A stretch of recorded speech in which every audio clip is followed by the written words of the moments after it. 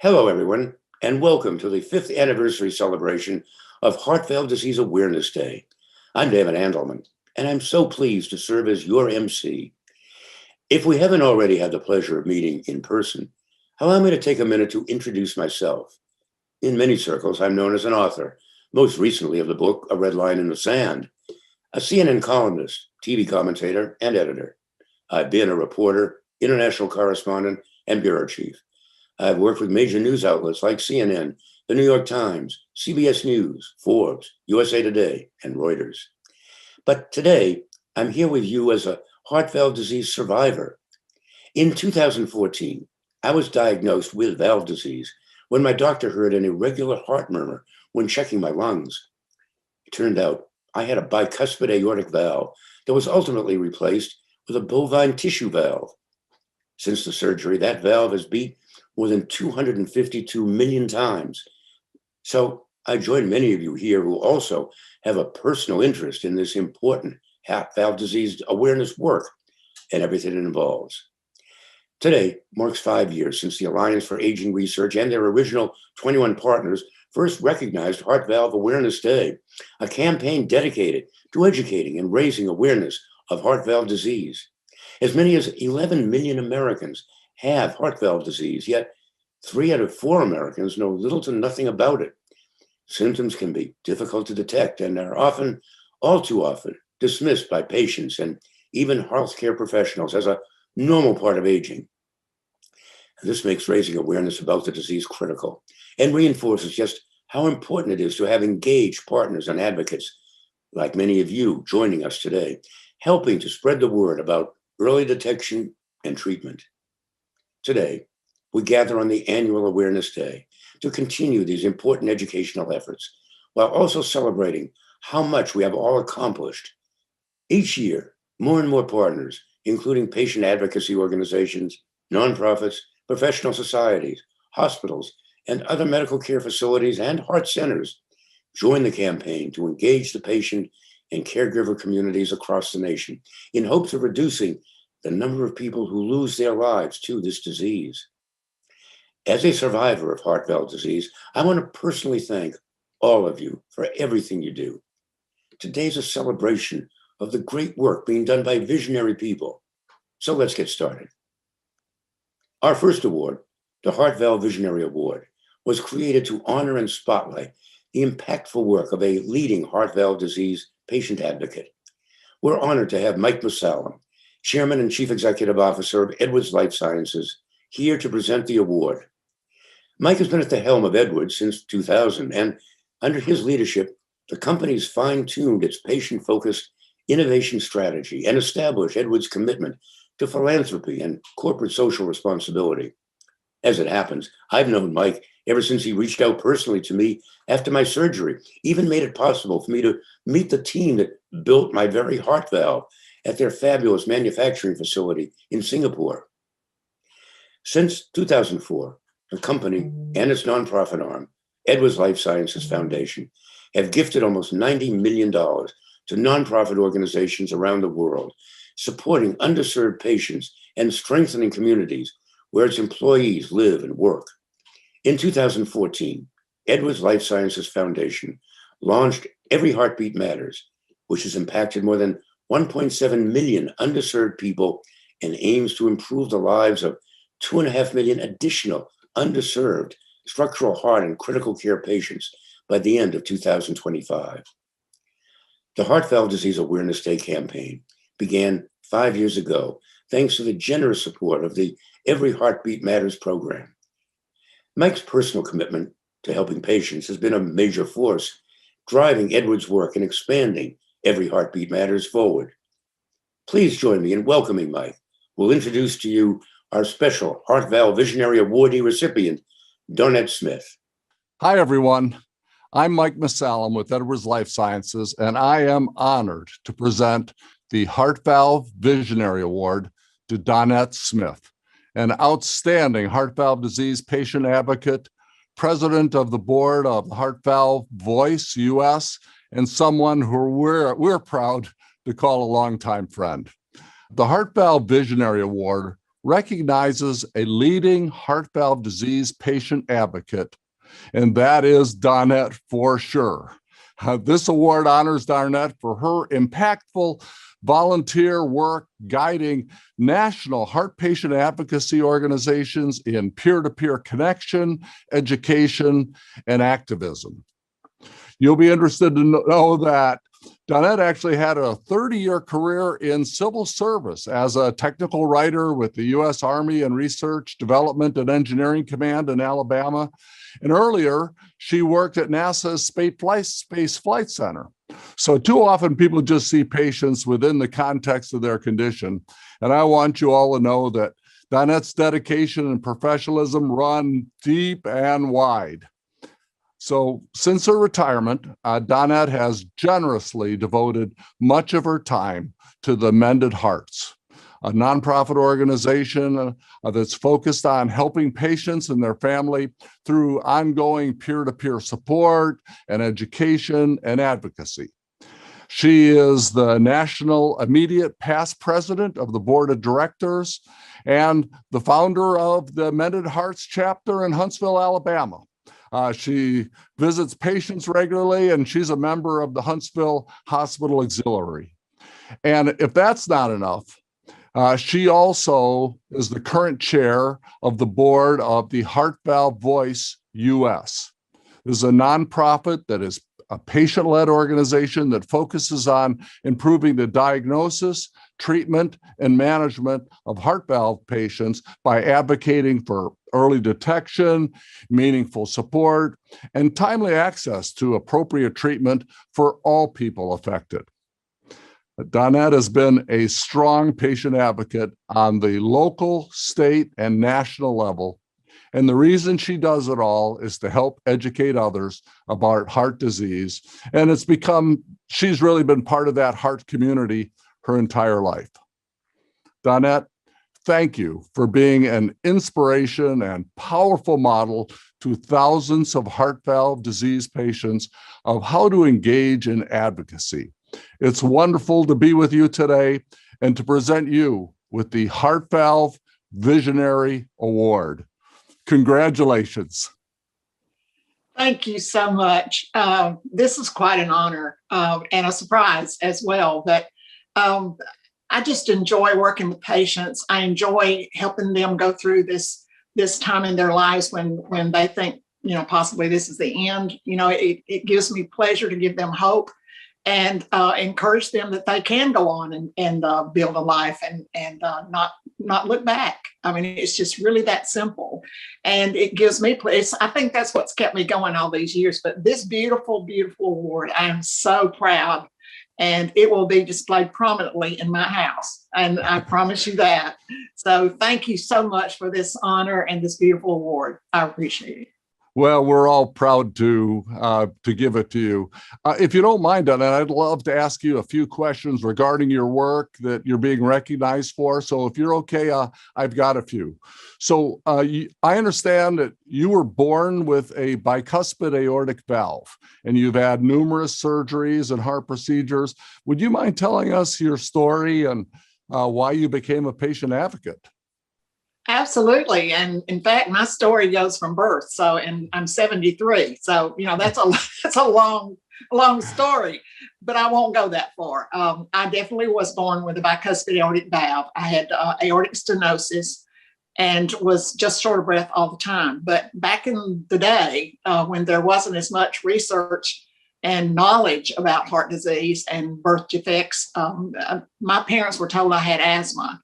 And they treated me for years with asthma. I couldn't keep up with my brothers. I lived in a pretty busy neighborhood with all boys. And so I could outshoot and outride and outrun all of them. And I mean, it was hard, but, I thought, okay, this is just the way I am. I'll just do it. And finally, when I was going to work for NASA, they sent me in to get a physical. And then was the first I heard that I had a heart murmur. So that scared me to death as an 18-year-old. And so they started doing all sorts of tests on me there at NASA, which made me feel like a like a space cadet or something with what they were doing, but they still couldn't diagnose me properly. And the years went by, and I finally, when the echocardiogram became available, I was properly diagnosed and told that I had what I had and that it would eventually have to have surgery. Well, at age 40, that time arrived, and I went in for surgery. I got a human valve, homograph, I think is what they call it. Yeah. And so I came out of the surgery, was doing okay, had to go back in twice for bleeding and clots and that kind of thing. So I had 3 surgeries in 2 days, and finally got well from that. And I was told that my valve was still leaking. So I just went on with daily business, had 2 children, and managed that well, and just was doing my thing. And all of a sudden, on Easter Sunday in 1993, I felt like I'd been hit in the chest with a hammer, and it was so painful I couldn't breathe. I had an aortic aneurysm, and so they took me in to repair that. I was in surgery for 10 and a half hours, and I got a mechanical valve, which I didn't want because I didn't want to have to take Coumadin. You know how that goes. Everybody says that. And, but, when it's done, it's kind of hard to say, okay, let's back up and redo it. But it was quite a time, and I got over that. And then this is not about heart, but shortly, about 4 years after that surgery, I was diagnosed with breast cancer. And when I went through radiation for about 7 weeks, and I kept asking me, is this going to damage my valve? Is this going to damage my valve? And it's been 11 years now. I started having symptoms, and my heart was not working properly. The valve was going bad. And so I was sent, because I'd had so many chest openings, they sent me to Vanderbilt, and I was given an apical aortic shunt. And inside that shunt, it went from the left ventricle into the descending aorta. And so it emptied from into the descending aorta, and there's a pig valve in there. And everything was good to go, went on and everything. Well, this year, with everything else going on, I started getting short of breath, and I would just push it aside. No. Well, it turns out I went to the hospital thinking I was having a heart attack, and that's what they told me I had. And then went back in because I couldn't breathe, and finally made my way back to my regular cardiologist, which is what I should have done to start with. And he said, I know exactly what it is. That valve, that pig valve in the shunt had just stopped working. So I was just literally starving for oxygen. I couldn't breathe. And so I went into the hospital. They kept me overnight, well, a couple of nights actually, and finally decided that I needed a TAVR, and did the TAVR, and here I am, good as new. Wow. And it's been incredible. Wow, you're a miracle. And most people would have gotten frustrated or angry or something, but instead you became an advocate. What drove you to do that, Donette? Oh, I see so many people, and I talk to so many people who are just discouraged and don't understand what's going on. And they might hear what their physician is saying, but they don't understand it, and they're too afraid to ask. So, I saw that happening over and over and over again, and I just had to do something. And it helps me to help somebody else. And I think that's what I'm going through all this stuff for. You named the heart disease, I've had it, so I can talk about anything. And I ran into a lady at the restaurant last night, and she was telling me, she says, I have heart disease. I've had a stroke. And she was going on and on, but she said, I just don't know what to do. So we wound up talking, and she was the waitress. So, you just never know where you're going to find somebody. But it's so good for you. It just makes my heart feel good. When you were telling your life story here, you're talking about running circles around the boys when you were growing up. I'm not surprised by that. A lot of people, they just get intimidated when they get diagnosed with something as serious as a heart valve disease, and instead you try and help them get through the intimidation and get empowered to do something.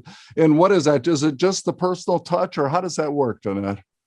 I think it's just so that you have the right and you can. It's okay for you to ask questions of your doctor. My mother never would. I mean, he was sitting on a throne and you didn't dare question your doctor.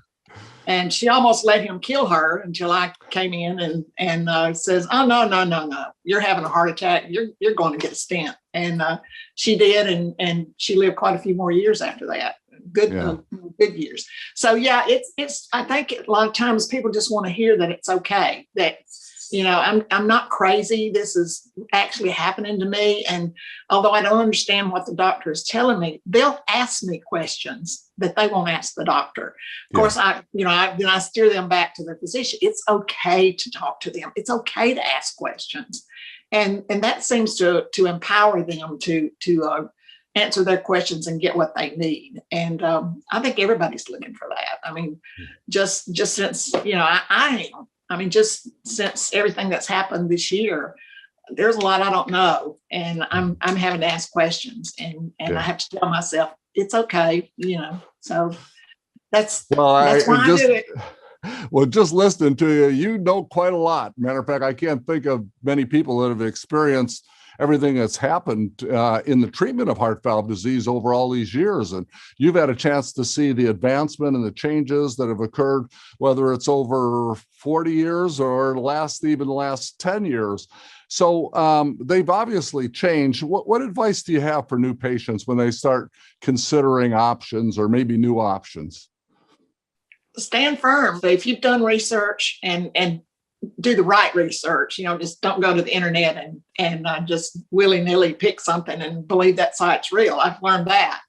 And to go to a site that's reputable and that will give you the correct answers, and be prepared when you go into the doctor. If you've decided you wanted a TAVR and they tell you can't have one, well, then find out why not. It's just, it's just that simple. And for them to know that they can do that, they're just looking for somebody to tell them it's okay. It really is. They're afraid and they don't want to make the wrong choices. And so I try to get them to work with their physician.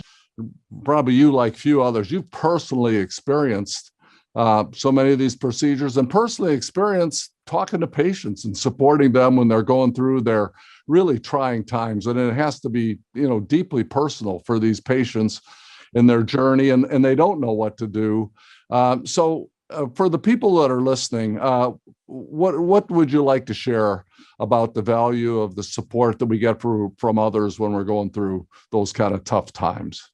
Oh my goodness, it's priceless. Absolutely priceless. I remember what got me so interested in helping other people and got me involved with Mended Hearts 30 years ago.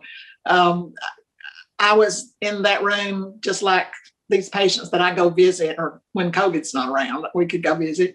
But, it's just being in that room, knowing that you're going in, and I mean, they're messing with your heart, if they're going to cut off a hangnail, that's one thing, or, something like that, but they're messing with your engine, and that's something serious. And it really takes you to your knees, and you have to relook at life and what you want out of it, and where I am now and where I want to go. And I think it's so important to have somebody to be there for you. I do it all the time. Even through this, I get phone calls from people who they just want to talk. And even in the hospital bedside visits that we do, the patient just wants to talk. And I've had nurses call me in, they won't say anything, they won't talk to us. Well, I go in and talk to them and they feel more comfortable. And I said, it's okay, talk to your nurses, and just having that support behind them. And honestly, the kicker is you walk in their room or you talk to them on the phone and you're upbeat and you're happy and you're living your life to the fullest. And, I've had all these things and I'm still here and still going strong. I don't let anything stop me. And it's, it's pretty incredible to share that with somebody else. And they see that in you and they see that you're strong and that you got through all this, and they can too. Donette, those are real words of wisdom. Thank you so much for the unselfish commitment of your time and just the extraordinary work that you do to help patients. and congratulations to you on this much-deserved award. Thank you. I love it. I really do. Thank you so much. Let's give Donette a round of applause. Great strides have been made in recent years to improve detection and treatment options for those with heart valve disease. However, despite these advancements, underserved and minority patient populations aren't receiving adequate attention and as a result are facing uncertain outcomes. You may know that African Americans are more likely to have risk factors for valve disease, such as high blood pressure, obesity, and diabetes. But you may not realize that African Americans also experience alarming differences in proper diagnosis, treatment, and overall care for heart valve disease. There are great efforts underway to combat this, and in recognition of that, today, the first ever Valve Disease Day Heart Health Equity Champion Award will be presented. Our presenter is Cassandra McCullough, Chief Executive Officer for the Association of Black Cardiologists. The ABC is a 46-year-old nonprofit organization dedicated to the prevention and treatment of cardiovascular disease, including stroke, in communities of color, and is committed to achieving health equity for all through the elimination of disparities. Cassandra has been with the organization since 1996, but rose to CEO in 2014. She herself is an active member of many coalitions, boards, and other groups focused on diversity and disparities in healthcare. Please join me in welcoming Cassandra McCullough, who will introduce our Heart Health Equity Champion Awardee. Hi, everyone. I'm Cassandra McCullough with the Association of Black Cardiologists, and I am honored to present the Heart Health Equity Champion Award to Dr. Isilma Fergus, Associate Professor of Medicine, Director of Cardiovascular Disparities, and Director of Hypertension and Clinical Lipidology at Mount Sinai School of Medicine. The Heart Health Equity Champion Award is given to recognize a healthcare provider who has served as an advocate for heart valve disease equity.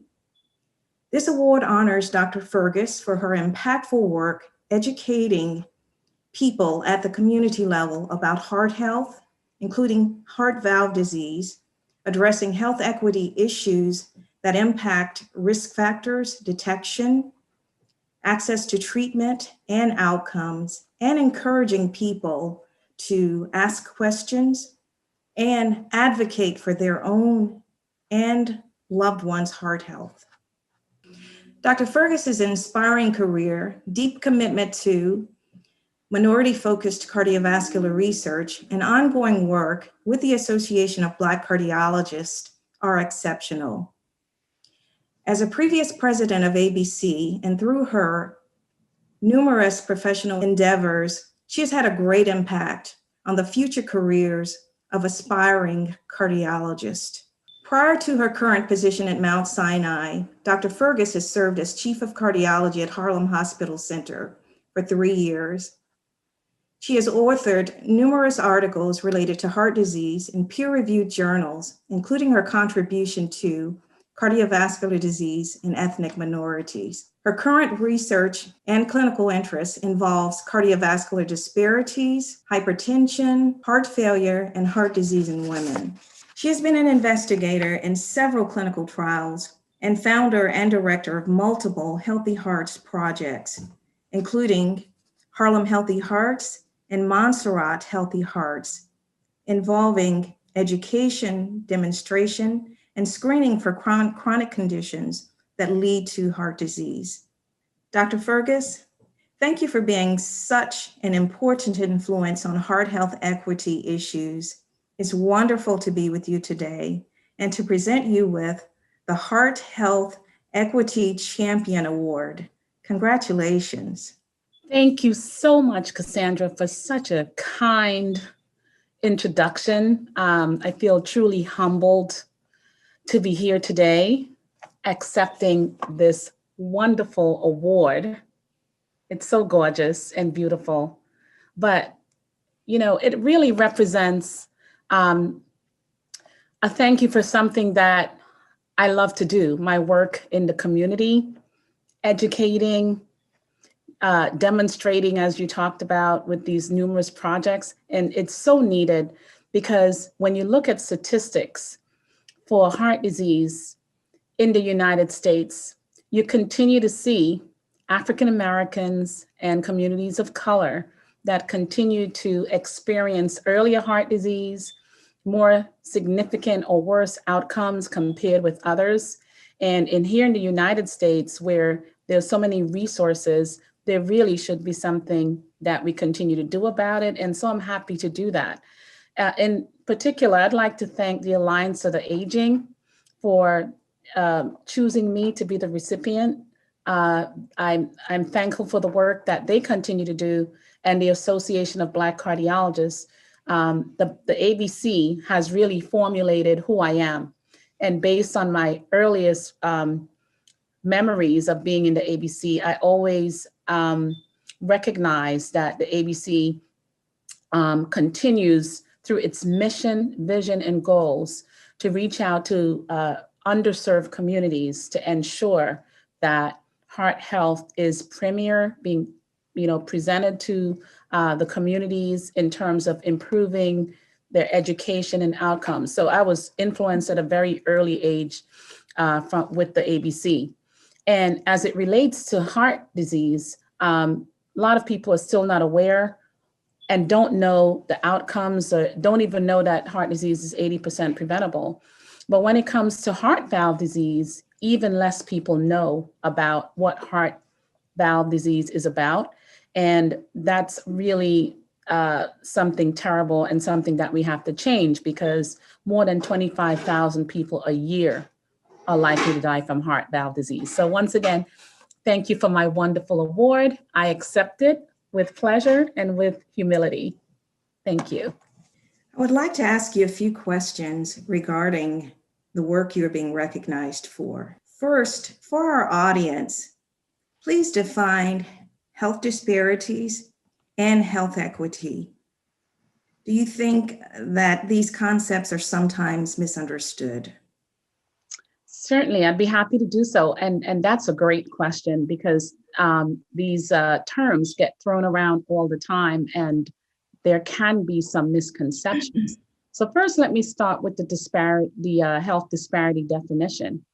A health disparity is a difference in health status, healthcare access, quality, and utilization that occurs based on social racism, ethnicity, gender, education, income, geographic location, or disability.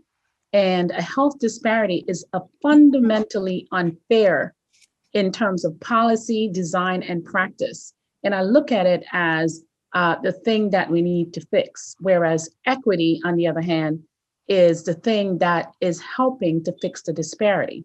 But I think the confusion sometimes happens between equity and equality. Equity and equality are not the same things. When you think of equality in terms of what's being provided, let's use an analogy. Think of three boys trying to look over a fence at a game, let's say a baseball game. And we have a very tall boy, a medium-sized boy, and a very short boy. They're all given one box the same height so that they could look over the fence. And the tall boy doesn't need it because he can see over the fence. The medium boy, it helps him to just be able to see over the fence, but the little tiny boy still is unable to see over the fence with the one box. So they were all given 3 boxes.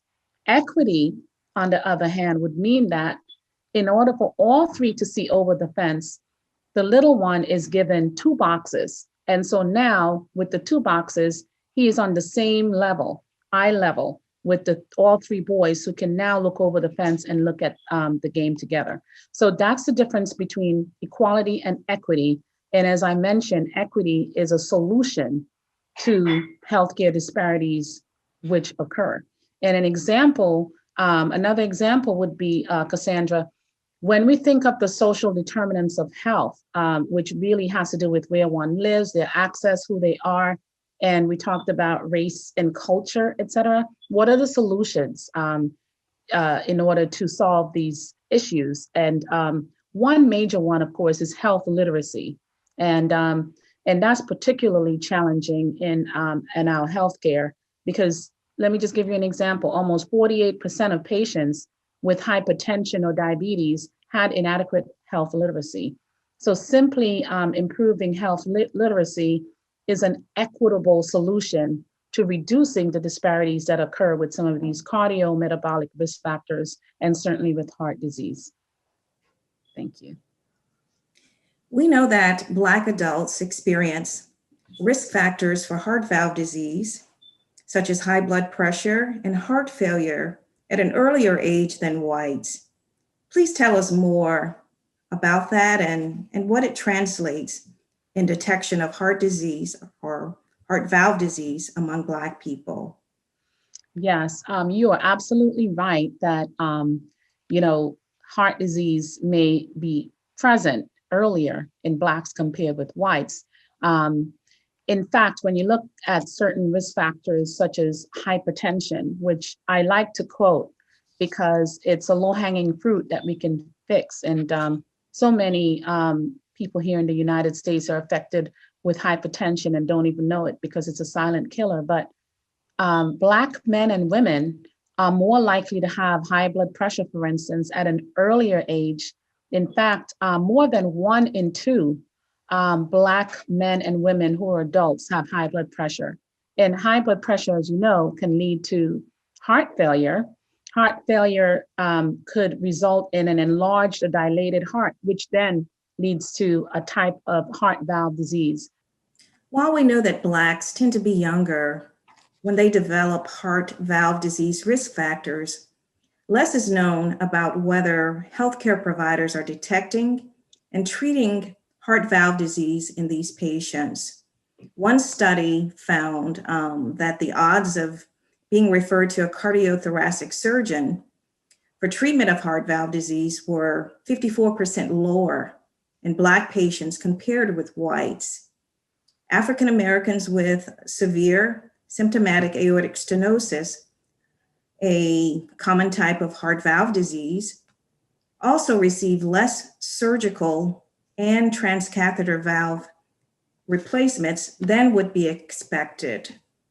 While Blacks represent 13% of the US population and 11% of Medicare population, only 3 to 4% of TAVR or transcatheter aortic valve replacement patients and 4.8% of surgical patients are Black.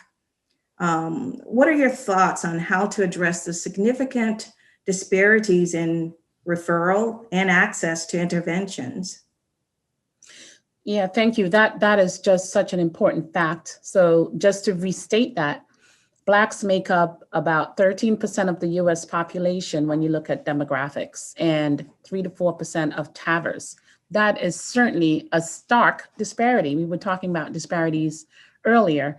And so this is a multifactorial issue to deal with. So referrals, when they do happen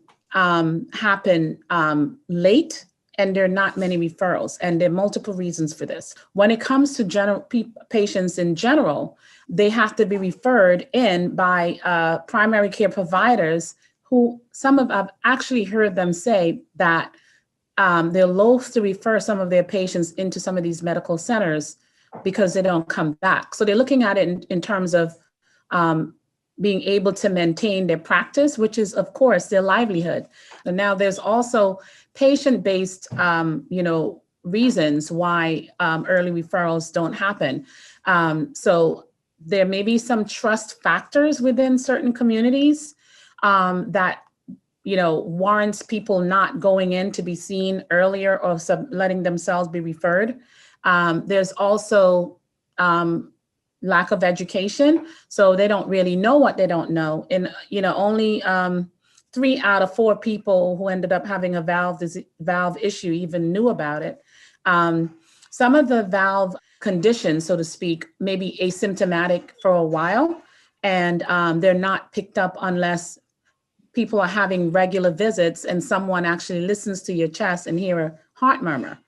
So what closing message do you have for researchers, clinicians, and patients on heart valve disease and health equity?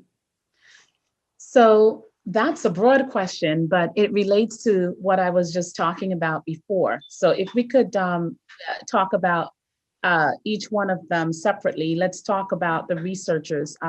So first of all, we talked about what demographics look like here in the United States, 11% Blacks. Unfortunately, many times in doing research and in the clinical trials, we don't have adequate representation of Black and Brown patients in these clinical trials.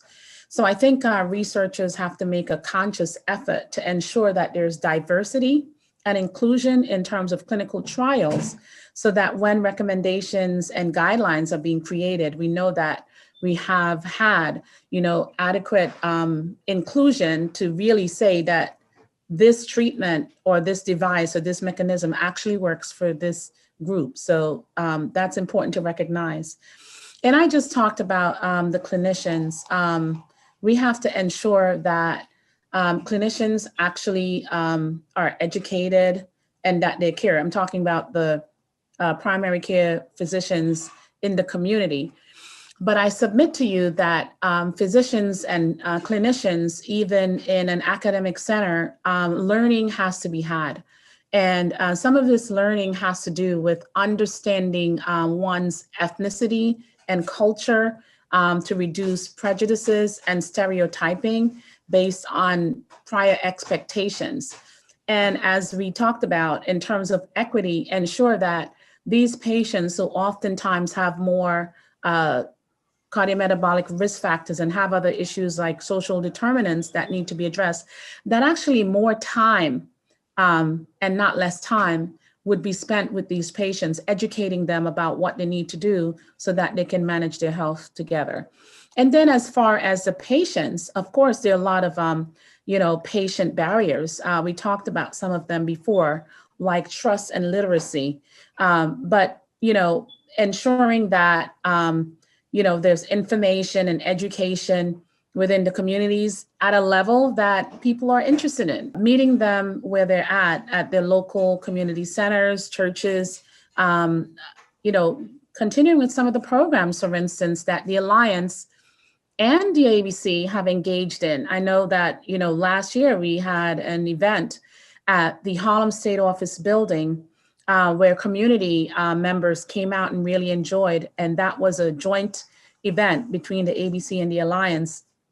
And we got to talk to people one-on-one, answer questions, show them and read with them literature, pieces of literature or brochures. So, continuing activities such as this one would be helpful. So again, I think you have to take each one separately and address each one, the researchers, the clinicians, and the patients, in order to reduce barriers and to, engage in adequate and helpful strategies that will, help to reduce the disparities that continue as it relates to heart valve disease in America. Thank you. Dr. Fergus, thank you so much for your time and extraordinary work. And congratulations to you on this much deserved honor. Thank you. It's absolutely been my pleasure to be here with you today. Again, thanks for this award, which I receive humbly. And, I just like to do the work that I do, and I hope to continue to do so. Thank you very much. Let's give Dr. Fergus a round of applause. I've said it before, and I'll say it again. Each and every one of you plays an integral role in spreading the word about early detection and treatment through the annual Heart Valve Disease Awareness Day. The partnerships that continue to grow and strengthen make all the difference. Our next award celebrates Awareness Day partners who have gone above and beyond in their efforts to educate about the importance of heart valve disease risk factors, detection, and access to appropriate interventions. Here to present the award is Lindsay Clark.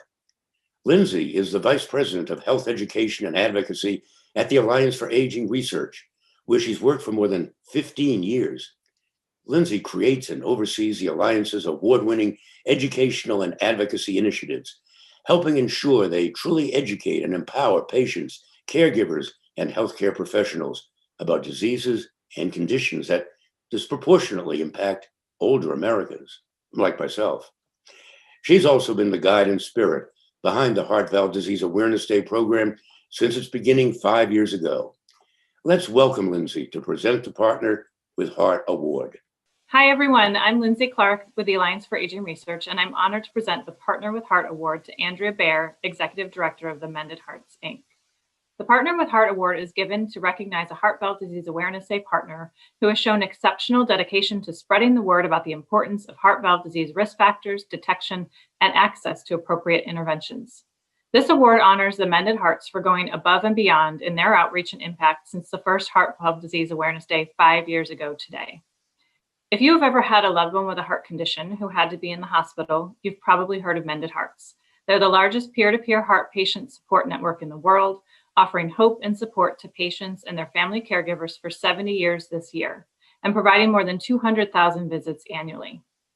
Mended Hearts and their sister organization, Mended Little Hearts, have over 200 chapters in North America, which serve more than 300 hospitals. Andrea Baer has been a part of the Mended Hearts organization for 12 years when she founded Mended Little Hearts of Southwestern Pennsylvania, shortly after her son was born with a congenital heart defect in 2009. Andrea held a variety of roles, including Director of Patient Advocacy and Vice President of Mended Little Hearts, before becoming Executive Director of Mended Hearts in 2019. Andrea has been deeply involved in patient engagement efforts since she started, working to assure that their voice is at the table and empowering them to become better healthcare consumers and improve their quality of life through support, education, and advocacy. Perhaps most important, she's a proud mom to 4 children and grandmother to 1, who thankfully all live close by to her and her husband in Pittsburgh. Andrea, thanks to you and your colleagues at the Mended Hearts for being such an enthusiastic and impactful voice for heart valve disease awareness. It's wonderful to be with you today and to present you with the Partner with Heart Award. Congratulations. Thank you so much. I'm so honored to be here. Well, fabulous. I want to ask you a few questions about your work at Mended Hearts that you're being recognized for. So let's get started. Okay. Over the past 5 years, both the National Mended Hearts organization as well as many of your chapters have led Heart Valve Disease Awareness Day events. Would you share some of your favorite activities and tell us how you think awareness efforts can ultimately impact health outcomes? Yeah, so over the past 5 years, we have had some great events, and every year I think that they're better than the year before. Now, last year we were excited to be able to have some in-person events and where we had photo booths where everybody took their pictures of the fact that they knew about valve disease and they were raising valve awareness. We also have had health fairs where on Valve Disease Day, we have chapters who have been able to set up tables and booths at their hospital to be able to educate everyone who comes into the hospital. But this year, obviously, we aren't in person, but that doesn't mean we don't have amazing things planned. So we're excited. And we are excited to see what you do this year as well. I know heart disease is also personal for you. You've been open and speaking about your 3rd child, Trenton, and his experience being born with a congenital heart defect. Please tell us his story and your family story and what you want families to know, no matter what stage of life they're in, about the value of peer-to-peer connection. Yeah, so my son was born on St. Patrick's Day in 2009. We did not know that there was anything wrong prior to him being born. So I think while everybody else was drinking green beer and pretending to be Irish, I was becoming a heart mom. It was very scary, very dark and lonely place to be. I spent a lot of days really not understanding or knowing what I was going to do next. And I can remember very clearly that my husband's birthday was in July of that year. And I refused to make a birthday party arrangement because all I could think in my head was, I can't imagine if my son doesn't live, how I'm going to have a birthday party. And that's all I could think about. So I didn't see the end of the tunnel and I could not find my way out of that darkness. I had someone reach out to me who said those amazing words that were, I know how you feel and I've been where you are. And if you have any questions, I'd love to talk to you. And it really was a lifeline to me as a mom. She showed me that there was another side and that this journey wasn't the end. And so that, in my opinion, is really what Mended Hearts is all about. Regardless of what age you come to the heart world, you can find that support and find someone to say, I know how you feel and I've been where you are. And I think that's what makes us really amazing and special. I think you're right. I think it's so powerful to be able to talk to someone else who knows what you're going through. To that point, you've done a lot in response to COVID-19 as well. So Mended Hearts started Visit Me, a virtual peer-to-peer support and education program that allows people to connect via telephone, chat, text, and video from anywhere in the nation. I saw that you offer a discussion community specific to various heart diseases, including valve disease. Tell us a little more about it and how people can reach out and connect. Yeah, so 2020 was obviously a very amazing year for a lot of different reasons. Here at Mended Hearts, we were able to reimagine what visiting and support looks like and take it all virtual, even our peer-to-peer support visits, which were typically done in hospital by the bedside. We do about 200,000 patient visits every year. So it was really important for us to make sure that we were able to still connect with patients while they were hospitalized and in quarantine and isolation. So we developed the Visit Me program, and we have been able to distribute 500 iPads into different hospitals and community centers across the nation. And we, do have plans on expanding that. But this technology allows us to have patients reach out to us via video or text, telephone, however they feel like connecting virtually, and have a peer supporter to talk to. We have a Heartline, which is a phone number where people can call and get connected right away to an accredited peer supporter. We have people on staff that are volunteers from 10 a.m. till 6 p.m. Monday through Saturday. And all they have to do is call the hotline and they get somebody to talk to, which I think was really amazing. I also think that those resources will be used long beyond COVID-19. So it's great that you were able to pivot and get those resources to patients, but I think we'll use them for years to come. Yeah, absolutely. And we're already finding that will help in decreasing the disparities where we don't have the ability to be in a hospital. Maybe it's a rural hospital. We don't have chapters there. We don't have members that will be able to connect with people regardless of where their geographic location is. Absolutely. Can you tell us what have you learned from your work and your family's experiences about heart health, and how do you personally practice heart health? Well, I loved this question because up until about 6 months ago, I would have lied if I said that I was concerned about my own heart health. I was a busy mom of 4 kids and an executive director of an organization, and really my own personal health and personal care was kind of at the bottom of the list. But I decided last year during quarantine that I needed to really make a change because I needed to walk the walk and talk the talk, so to speak. So I started making sure that I was eating right, making sure it was a heart healthy diet, was getting exercise, drinking my water. And I'm down 40 pounds now since June. And I am actually walking 8 to 10 miles at a time, which was like unheard of 6 months ago. So I think it's really important, but I also think it's really important to stay in care. And Mended Hearts has a stay in care series going on right now because we're finding that people especially during COVID, are not seeking care at their doctors. And especially that proactive care and that preventative care that they need to make sure that their heart is healthy is sometimes being skipped this year because people are afraid to go to the doctor or they don't want to bother the doctor. So we have been doing the Stay in Care series and lots of webinars and education on, taking care of your heart the whole entire year, regardless of the circumstances. I've been to the doctor and I'm making sure that I get my cholesterol levels checked and had a stress test, which the doctor said was A-okay. So I encourage everyone to keep themselves in care. I think it's admirable that you're encouraging people to get care and reminding people that this is important, but also remembering that as mothers, we often neglect our own heart health and health in general. And so we need to take care of ourselves as well as our loved ones. Yeah, absolutely. It's so important. Well, Andrea, thank you so much for your time and your incredible work. And congratulations to Mended Hearts on this much deserved award. We're grateful for your partnership.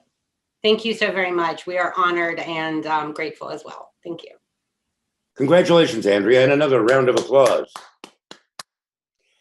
The goal of the annual Heart Valve Disease Awareness Day is to increase recognition of the specific risks and symptoms of heart valve disease, improve detection and treatment, and ultimately save lives. Besides the collaborative work of our partners, this requires innovation and a commitment to raising awareness about changes in clinical options as they become available.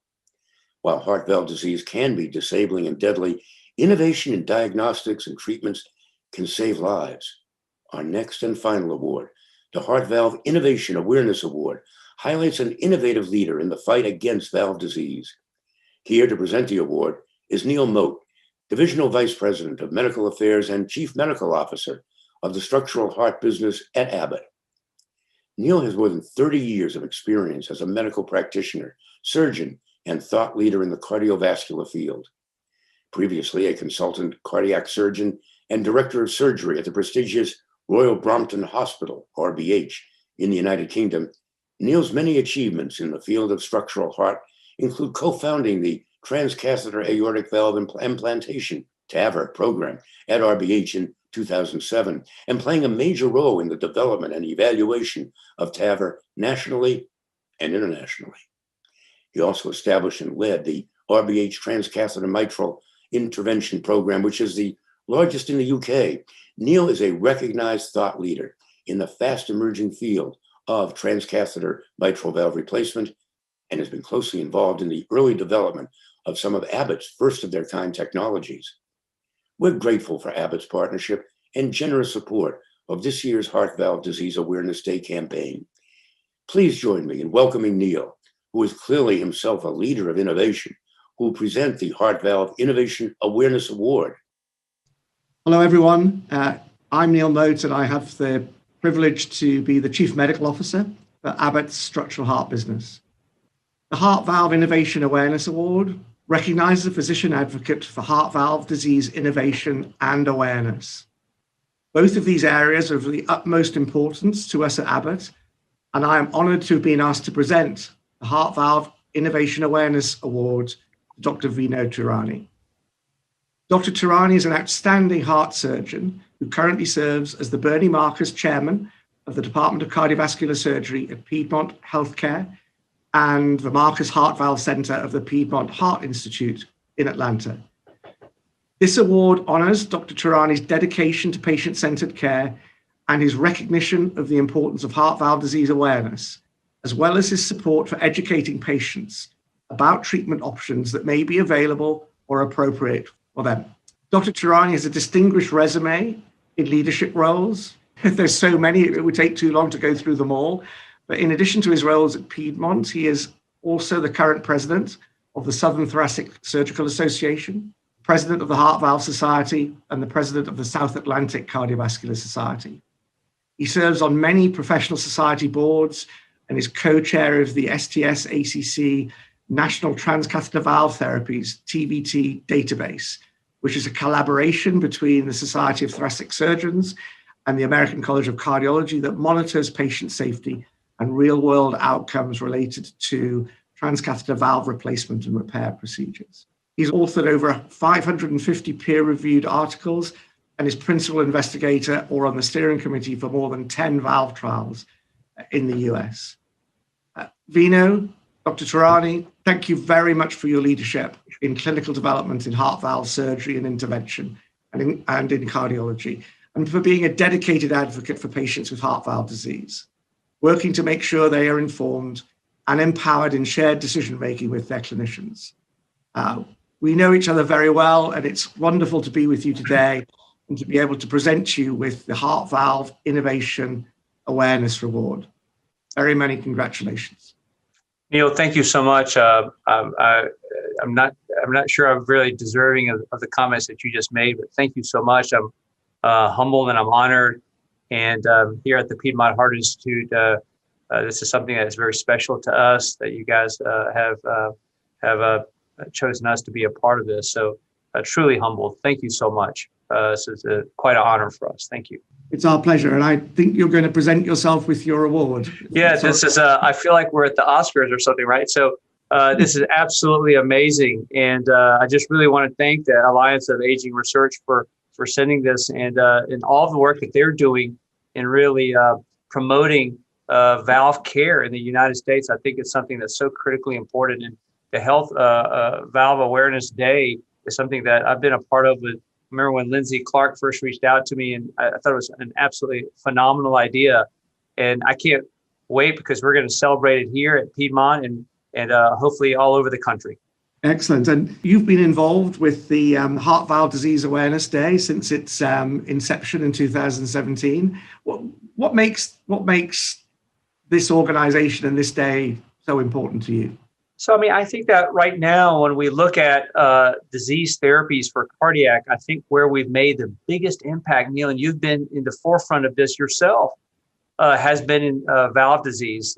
Last year in the TVT database, there were 75,000 TAVRs done and over 40,000 aortic valve, surgical aortic valve surgeries done. So we have, over the last decade, we have really provided phenomenal care in valve disease. We've expanded the patient population that can receive care. So I think the Valve Awareness Day has really, to me, is culminated the work of almost 15 years of this therapy, how we've developed it. And that's great because I think there are a lot of patients who are still not getting the care that they should be, and especially in smaller communities. And I think this is hopefully going to really be a culture change. And I really think the Alliance of Aging Research takes a lot of credit for doing this. I'm so proud to be a part of it. I completely agree. It's very, very important work.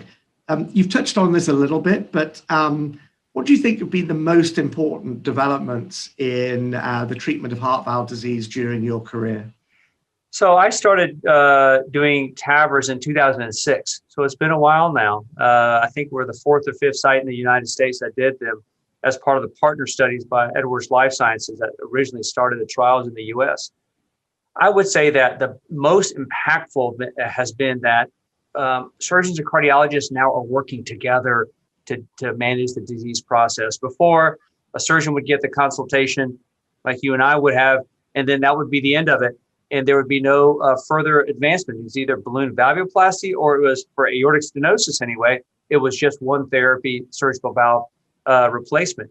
I think now what's been the most impactful, and I think quite honestly, the benefactors of all this have been patients, because now we have multiple therapies and we have surgeons and cardiologists working side by side, hand in hand in the cath lab or the operating room, in the clinic together and making the best decision.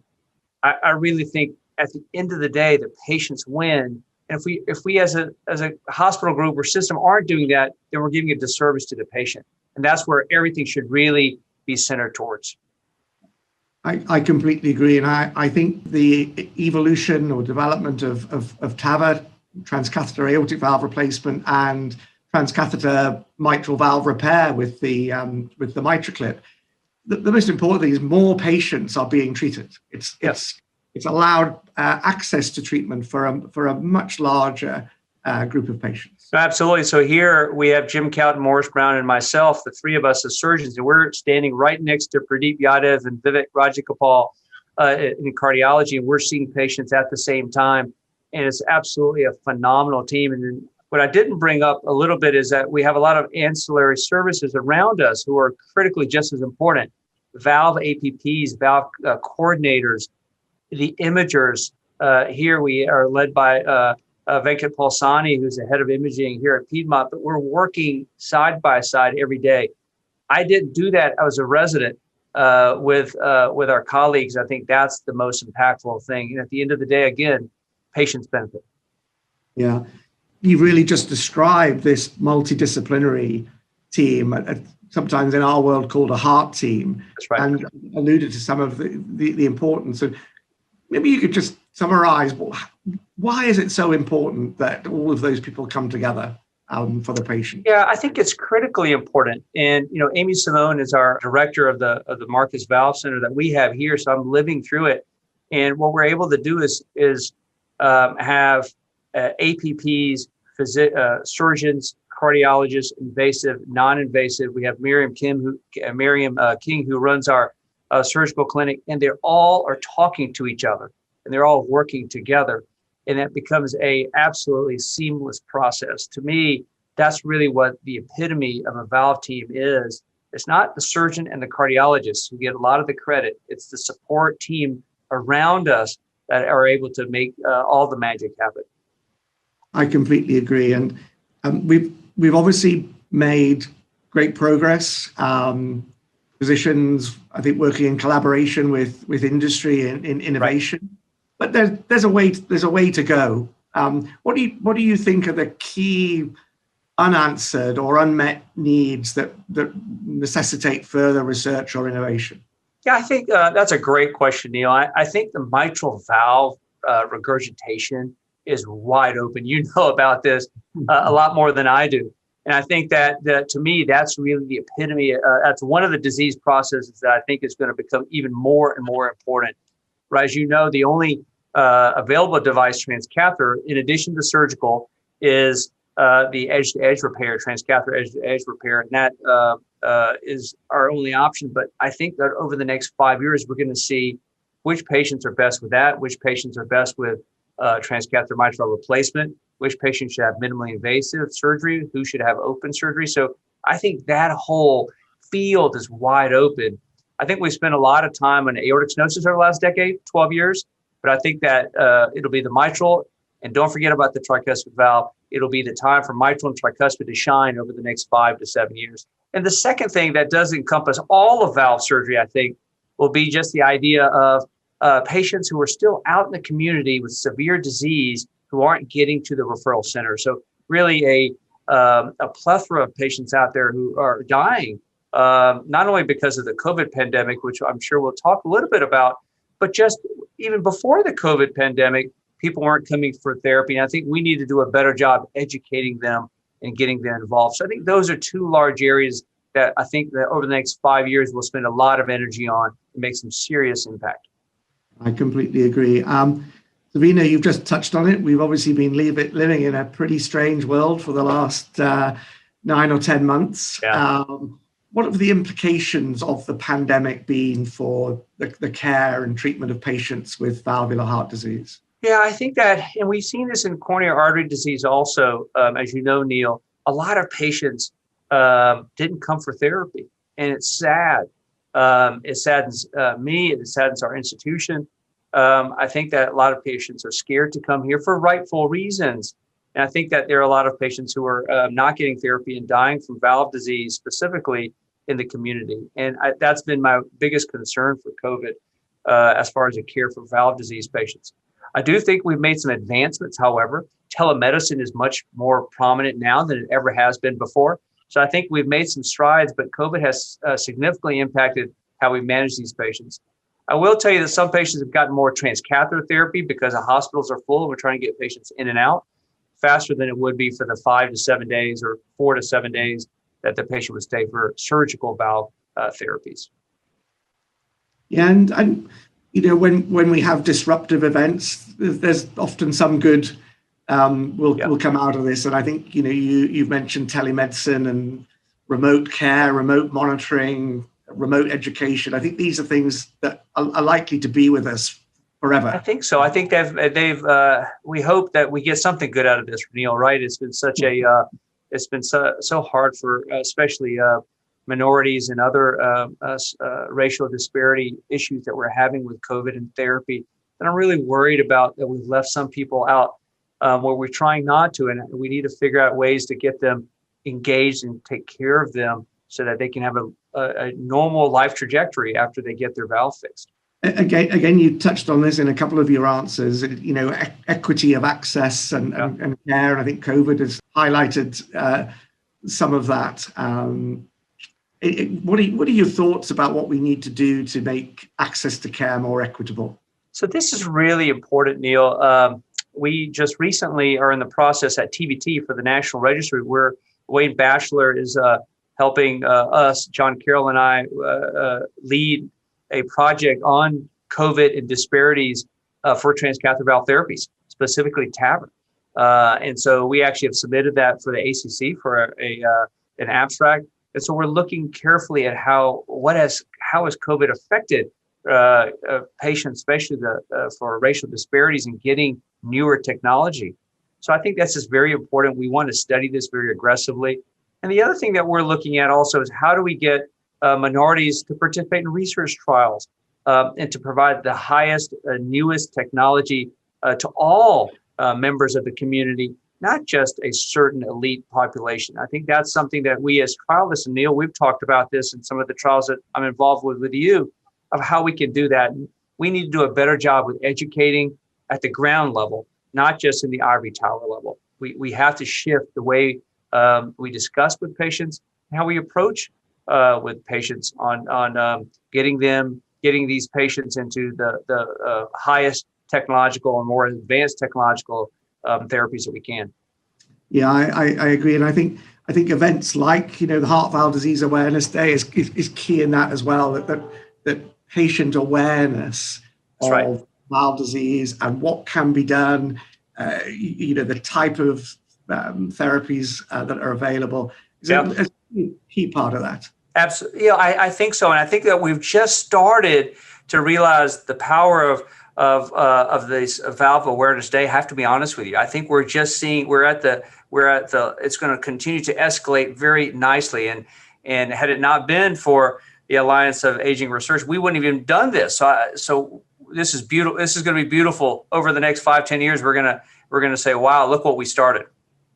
Yeah, and I just echo your comment about the Alliance for Aging Research. I mean, I think it's so important, and I think we are just starting this journey, and with social media and the ability to get information to patients broadly, I think as you say, it's going to be a very positive road over the next few years. Yeah, I agree with you. I think that especially as patients start to participate in their own care, and we make this very patient-centered outcomes research will become even more important. I think this is just the beginning. So Vino, Dr. Tehrani, thank you so much for your time. Thank you for all the extraordinary work that you've done in your career, and I'm sure there's much more to come. Congratulations to you on this very well-deserved reward, and it looks like I haven't seen it live, but it looks like a very, very nice piece of artwork. So personally, we know each other well. Very many congratulations. Abbott, from all of us in the structural heart community, commend you on your work and your dedication to the field and to patients. Thank you again. Thank you, Neil. Thank you so much. Again, we're humbled and honored, and quite honestly, I can't wait to see you in person instead of the Zoom calls. Yeah, it would be good. Thank you again. You. Thank you, Neil, and congratulations, Dr. Tehrani. I'm sure you all agree that we're incredibly fortunate to have such remarkable partners in the fight against heart valve disease. And to that point, please turn your attention to a short video that highlights some of the extraordinary work that you and the Awareness Campaign partners have accomplished over these 5 years. It's a small sample of the wonderful events, gatherings, educational series, social media campaigns, radio interviews, press releases, and other creative ways our partners have engaged with their audiences to make sure more people know the risk factors and symptoms of valve disease and listen to their hearts, getting care when they need it. But let me take one last opportunity to thank you. It's the commitment of people and organizations like yours that are making a difference. And if you aren't yet engaged in the campaign, we welcome you. Check us out at valvediseaseday.org. And everyone, please just tune us in at 3 p.m. Eastern this afternoon for a Twitter chat at Valve Disease Day and at ABC Cardio 1. I'm David Andelman. Thank you.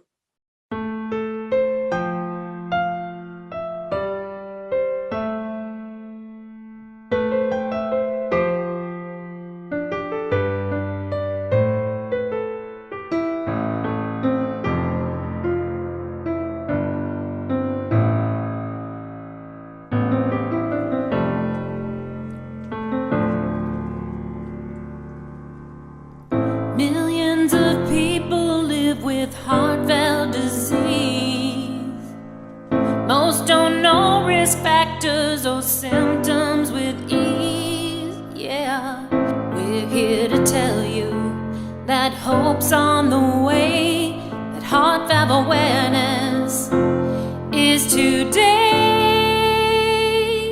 Listen to your heart. Keep your health in your sight. Listen to your heart. If something doesn't feel right, go see your doctor and bring a loved one along, and listen to your heart. Speak up so you can stay strong.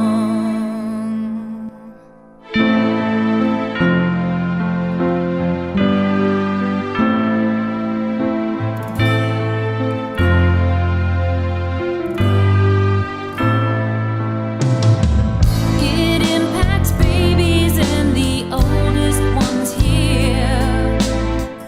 25,000 lose their lives every year. Yeah, but there's good treatment for those seen in time. Access is key, 'cause life turns on a dime. Listen to your heart. Keep your health in your sight. Listen to your heart. If something doesn't feel right, go see your doctor and bring a loved one along. And listen to your heart.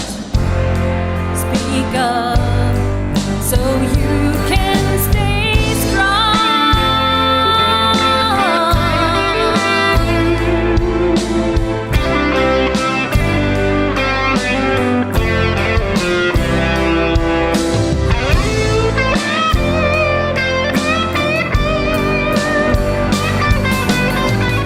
We need your voices to help spread the word.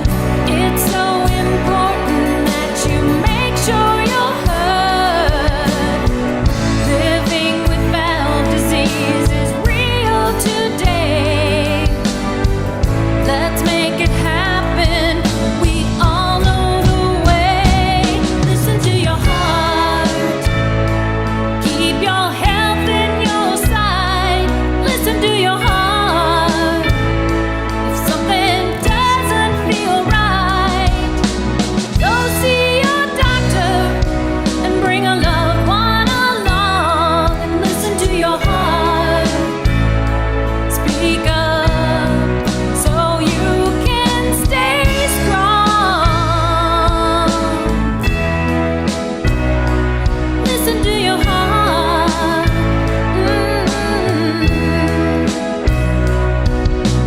Go see your doctor and bring a loved one along. And listen to your heart. Speak up so you can stay strong.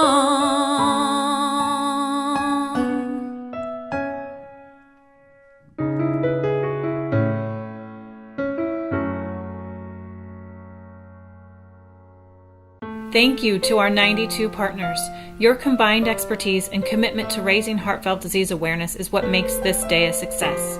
Together, we are striving to increase recognition of risk factors and symptoms, improve detection and access to treatment, and ultimately save lives. Thank you to Edwards Life Sciences Foundation and Abbott for making this campaign possible through your generous support. Most importantly, thank you to all those living with heart valve disease, as well as family caregivers and advocates who have shared your stories with us. You are our inspiration.